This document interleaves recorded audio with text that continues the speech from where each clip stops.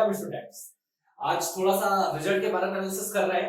आपको जो एसएससी जी 2018 का जो आपका पेपर था उसका रिजल्ट आपका आ चुका है, ठीक है।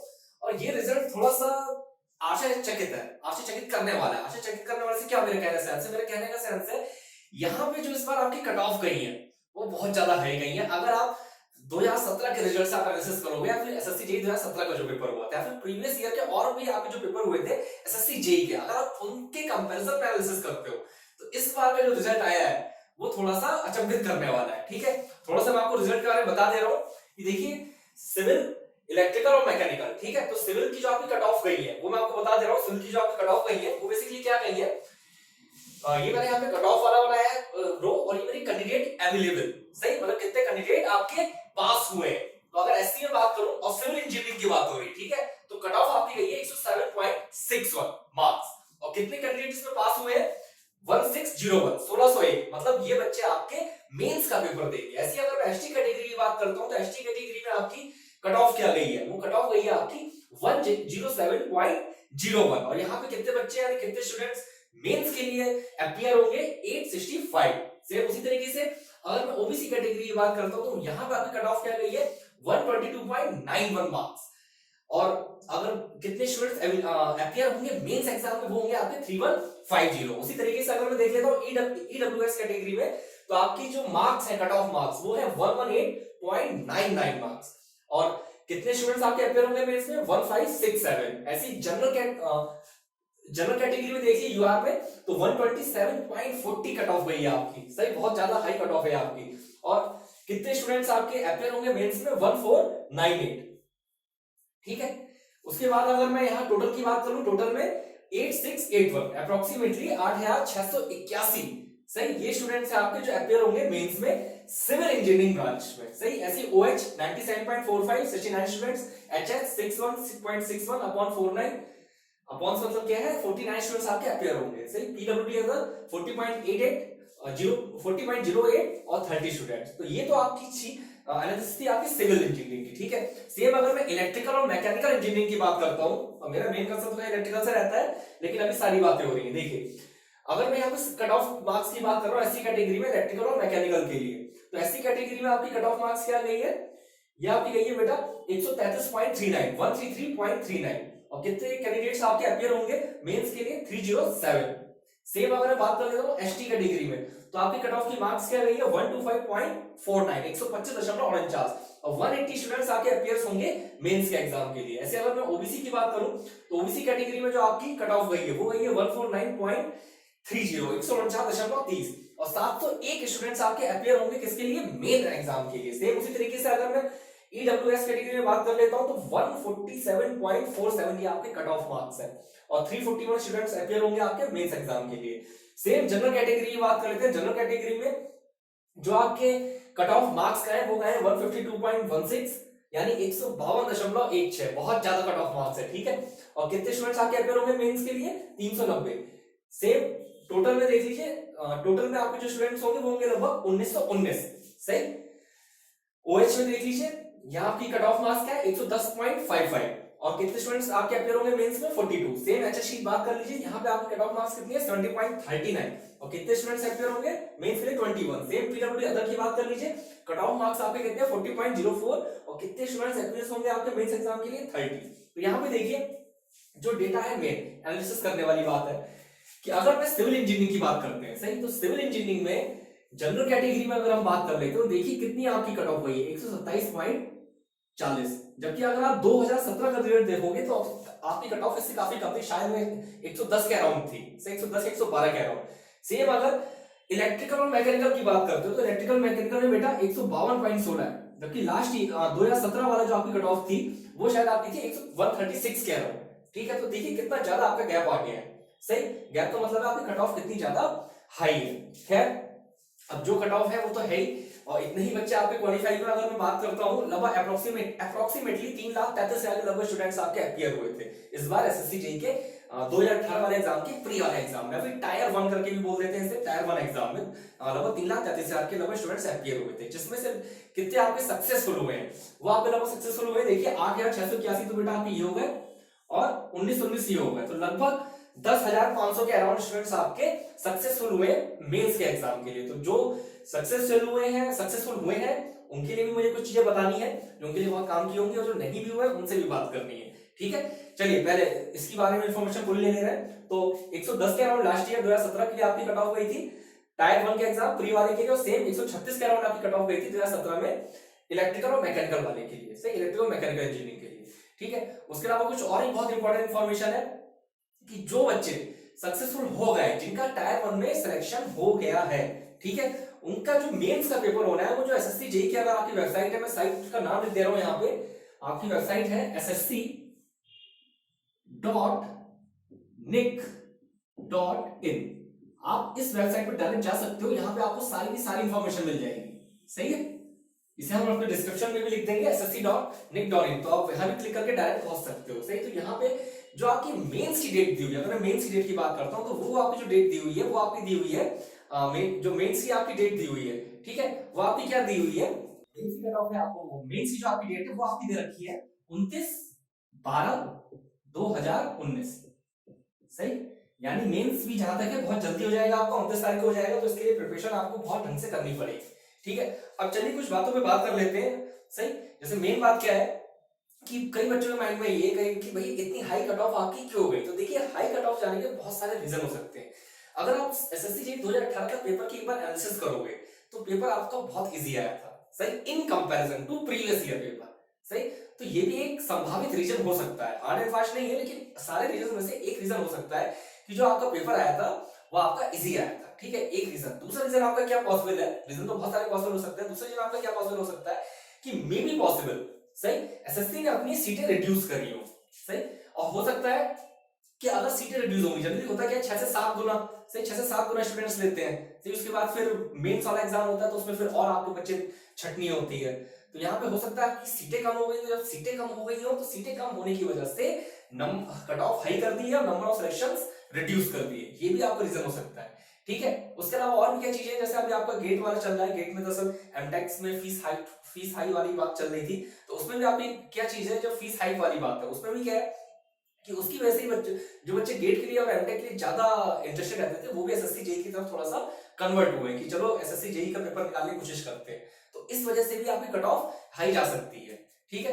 तीसरी बात, पेपर जो आपका एसएससी जेईई का होता है उसमें दोनों पार्ट होते हैं, देखो, नॉन टेक्निकल पार्ट भी होता है, टेक्निकल पार्ट भी होता है, ठीक है। तो बच्चों का कंसंट्रेशन क्या है, बच्चों का मेन फोकस रहता है नॉन टेक्निकल पे। अच्छी बात है, नॉन टेक्निकल पे आपका फोकस रहना चाहिए, लेकिन जितना फोकस नॉन टेक्निकल पे है, सॉरी, जितना फोकस आपका टेक्निकल पे है, मैं आपकी बात रिपीट कर रहा हूँ कि जो नॉन टेक्निकल पार्ट पे होता है, टेक्निकल पार्ट पे होता है, तो बच्चों का मेन फोकस टेक्निकल वाले पार्ट पे रहता है, ठीक है। नॉन टेक्निकल इतना कंसंट्रेशन नहीं रहता, तो आपको बेटा नॉन टेक्निकल वाले पार्ट पे बहुत ज्यादा कंसंट्रेट करना है। ऐसा नहीं कि सिर्फ टेक्निकल टेक्निकल, क्योंकि नॉन टेक्निकल भी बहुत इंपॉर्टेंट रोल प्ले करता है। क्योंकि समझिए 200 क्वेश्चन आते हैं आपके, ठीक है, 200 में से 150 क्वेश्चन होते हैं आपके टेक्निकल और 50 क्वेश्चन होते हैं बेटा आपके नॉन टेक्निकल। तो 150 में आप बहुत ज्यादा मेहनत करोगे तो 150 में कितने नंबर लाओगे, लगभग 70, 80 या फिर 90, सही, यहां तक आप अटेम्प्ट कर पाते हो, सही कर पाते हो। तो जो रिमेनिंग 50 है नॉन टेक्निकल, वो non technical in comparison to technical आसान होते हैं, सही, उन्हें सॉल्व करना है। 50 में से 40 से प्लस 40 से 45 तक आप आराम से लगा सकते हो, ठीक है। तो जैसे यहाँ पे जनरल में आप कट ऑफ देख रहे हो 152.16, तो ये कट ऑफ आपकी बहुत मैटर करती है। इसके और भी रीजन है आपके कितनी हाई कट ऑफ पे हो गई, क्योंकि आपका एक आरआरबी जेईई का पेपर हुआ था, सही है। आरआरबी जेईई के बाद आपने याला पेपर दिया था, सही, जिन बच्चों ने याला पेपर दिया था ऑलरेडी उनकी आरआरबी जेईई की तो प्रिपरेशन थी और फिर उन्हें कुछ टाइम और मिला, तो उसके मतलब उसका क्या मतलब मिला कि उनकी तैयारी और भी ज्यादा अच्छी हो गई, ठीक है। तो ये रीजन भी एक है कि इतनी ज्यादा हाई कट ऑफ गई। लेकिन क्या है, ओवरऑल बात क्या है, अगर आपको इसकी आंसर की देखनी है, सही, जो आपने पेपर दिया एसएससी 2018 का, तो वो भी आपका www.ssc.nic.in इस वेबसाइट पे आपको अवेलेबल होगा। यहाँ पे आपको आराम से आंसर की देखने को मिल जाएगी, सही। आंसर की जो है वो आपकी 12/12/19 से लेके 11/1/19 सॉरी 20 तक अवेलेबल रहेगी। एक महीने के लिए आंसर की अवेलेबल रहेगी, उसके बाद एसएससी उसमें से अपनी वेबसाइट से ये आंसर की हटा देगा। तो जिन्हें आंसर की देखनी हो आंसर की भी देख सकते हैं। चलिए, ये तो हमने थोड़ा सा डिस्कस करा, क्या डिस्कस करा, यहाँ पे मेन बातें क्या थी डिस्कस करने की कि क्या क्या आपकी कट ऑफ लगी। तो एक चीज तो आप देखो कि 127 आपकी जा रही है सिविल में, जनरल में, और यहाँ पे बात कर ले रहे हैं आपकी इलेक्ट्रिकल मैकेनिकल 152.16, जबकि लास्ट ईयर 2017 वाले घर में बात करते हैं तो ये लगभग 110 के अराउंड गई थी, आपकी 136 के अराउंड गई थी, सही है, 3,70,000 के राउंड स्टूडेंट्स बैठे थे इसमें।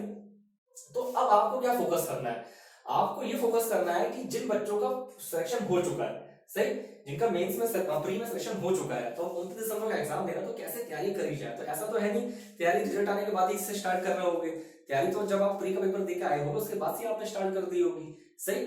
और हमारे जो जेनिक एजुकेशन है, जेनिक एजुकेशन पे आप हमारे इलेक्ट्रिकल वाले सेक्शन में जा सकते हैं, वहां पे मैंने खुद से पावर सिस्टम मशीन काफी कन्वेंशनल क्वेश्चन भी बहुत सारे मैंने करा रखे हैं, तो आप उन वीडियो की भी हेल्प ले सकते हो। आप सिविल इंजीनियरिंग में जा सकते हो, सिविल इंजीनियरिंग में बहुत सारे स्टडी मटेरियल हमारा यूट्यूब पे अवेलेबल है, सही, उसके थ्रू भी आप अपनी प्रिपरेशन कर सकते हो, ठीक। उसके अलावा मैं बात कर लेता हूँ प्री वाली, जिन बच्चों का सिलेक्शन नहीं हुआ है, तो देखो उन्हें घबराने की कोई जरूरत नहीं है। सिलेक्शन नहीं होने से ऐसा नहीं कि जिंदगी खत्म हो गई, कुछ नहीं हो पाएगा, ऐसा कहीं से लेके कहीं तक कुछ नहीं है, सही। देखो अभी फिर से आपका 30 से 29 मार्च से लेके 1 अप्रैल 2020 तक फिर आपका एसएससी जेईई का पेपर होना है। यानी आज आपका क्या डेट चल रही है, आज आपकी मेरे ख्याल से 15-16 तारीख चल रही है दिसंबर, यानी अभी भी आपके पास 3 से 3.5 महीने, और 3 से 3.5 महीने में बहुत कुछ हो सकता है, सही है। 3 से 3.5 महीने में आपने तैयारी फिर से स्टार्ट करिए, फिर से मेहनत के साथ लगिए, हिम्मत हारने की कोई जरूरत नहीं है, सही।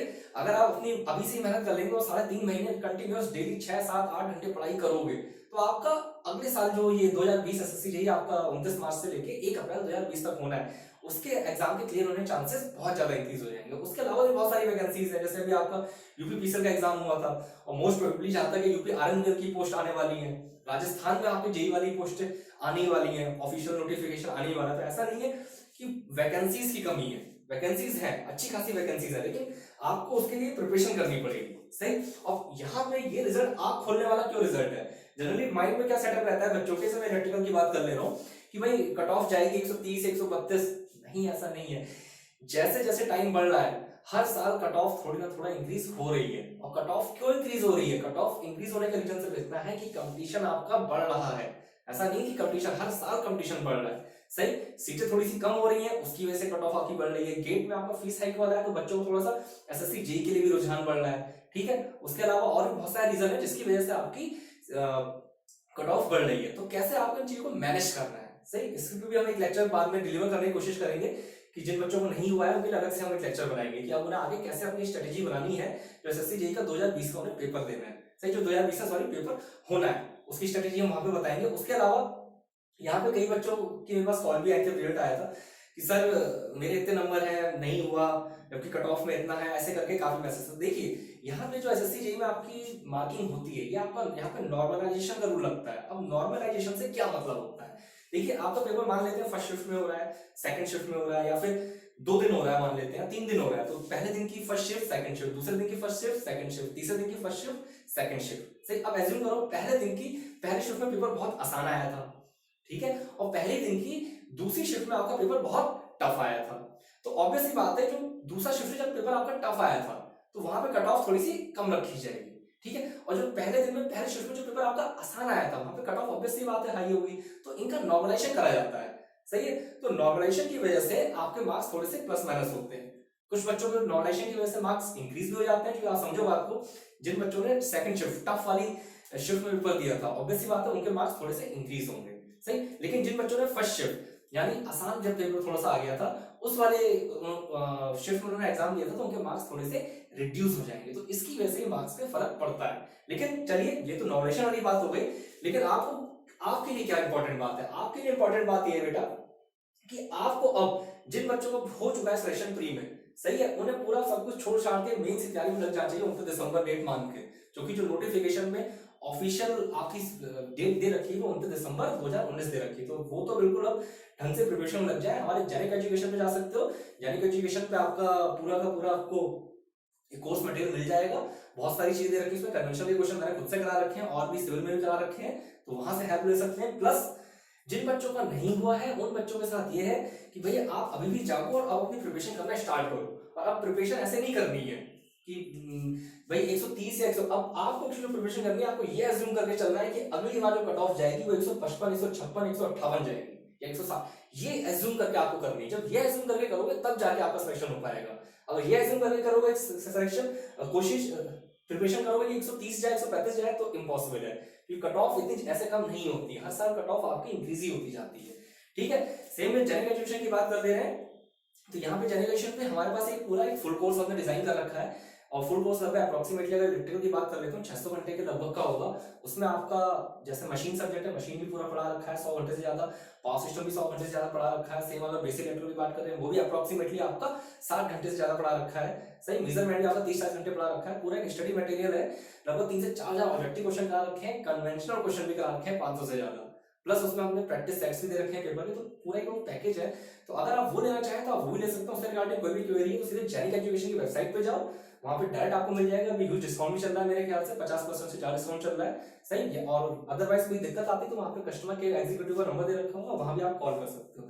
अदरवाइज यूट्यूब पे ये वीडियो अपलोड होगा, यहाँ पे मुझे कमेंट करके मुझसे सजेशन ले सकते हो पेड कोर्स से रिगार्डिंग। जो पेड कोर्स हमने इस तरीके से डिजाइन कर रखा है कि वो बच्चा जब प्री की तैयारी करे तो ऐसा ना हो कि सिर्फ उसकी प्री की ही तैयारी हो, साथ में उसकी पैरेलली में मेंस की तैयारी चलती रहे। क्योंकि अगर आप ये सोचते हो कि पहले मैं प्री की तैयारी करूंगा, ठीक है, उसके बाद में मेंस की तैयारी करूंगा, तो ये चीज थोड़ी सी हेक्टिक हो जाती है। सही, जैसे हमारा ट्रांसफार्मर इलेक्ट्रिकल की बात हो, ट्रांसफार्मर आप पढ़ रहे हो तो ट्रांसफार्मर में क्या है कि एक ही साथ आप प्री के क्वेश्चन भी रेडी करो, मेंस से क्वेश्चन भी रेडी करो, वो ज्यादा बेनिफिशियल रहता है। तो हमारा कोर्स उसके लिए हमने पूरा ढंग से डिजाइन करा है, प्री और मेंस दोनों के लिए। ठीक है, तो चलिए बस यही थोड़ी सी इन्फॉर्मेशन देनी थी एसएससी जेईई 2018 के रिजल्ट की। सही, तो ये रिजल्ट बिल्कुल आंखें खोलने वाला है आपका कि कट ऑफ जो अब तक मन में बच्चों के बात बनी रहती थी कि भाई कट ऑफ कम जाएगी, तो ऐसा कहीं कुछ नहीं है। कट ऑफ कंडीशन साल दर साल आपका हाई होता जा रहा है, सही, टफ होता जा रहा है। ठीक, लेकिन इन सब चीजों से घबराने की जरूरत नहीं है आपको। बच्चे घबरा जाते हैं कि अरे यार इतनी हाई कट ऑफ जा रही है, कैसे होगा क्या नहीं होगा। मैंने खुद आपसे बोला ना कि एक ऐसा थोड़ी सी एसएससी जेईई है, यूपी पीसीएल भी है, यूपी आरएनवीएल भी है आपका, उसके अलावा राजस्थान में भी जेईई का सीटें आएंगी, तो सीट नंबर और सीट से कमी कोई नहीं है। सही, बस आपके डेडिकेशन वाली बात है कि आप कितनी मेहनत से अपनी पढ़ाई करते हो। आपका काम सिर्फ इतना है कि आप ढंग से चीजों को एनालाइज करो, अपनी पढ़ाई पूरा कंसंट्रेट करो। हमसे कोई सपोर्ट चाहिए तो हमें यूट्यूब पे आप कमेंट कर सकते हैं, हमसे जितना हो सकेगा हम उतना करेंगे। ठीक, thank you, best of luck.